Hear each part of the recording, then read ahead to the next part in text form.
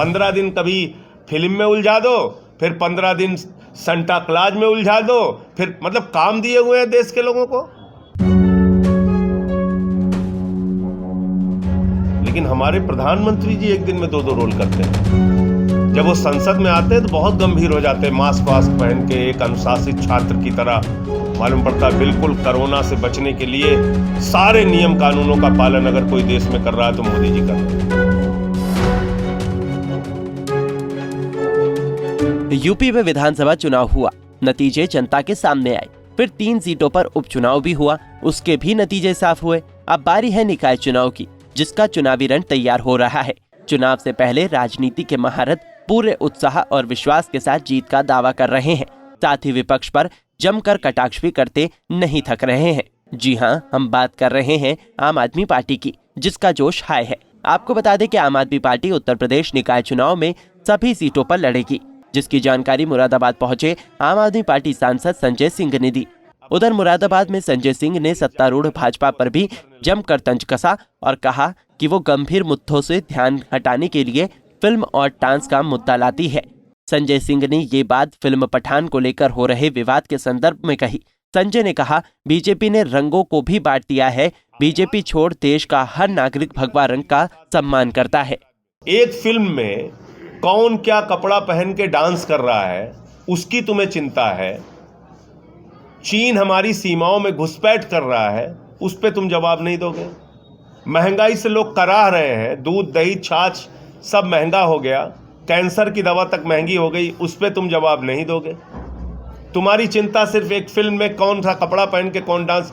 अरे भाई, बीजेपी के तीनों सांसदों का, भाजपा के तीनों सांसदों का अश्लील डांस भगवा कपड़ा पहने हुए महिलाओं के साथ आ चुके हैं। बीजेपी बोलती है कुछ इस पे?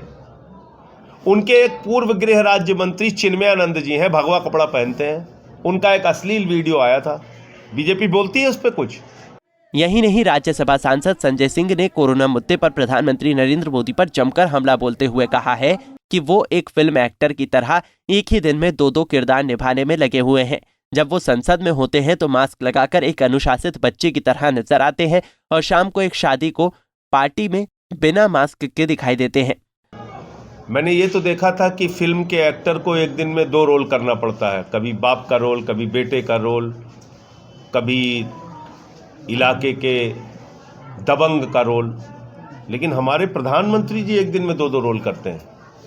जब वो संसद में आते हैं तो बहुत गंभीर हो जाते हैं, मास्क वास्क पहन के एक अनुशासित छात्र की तरह।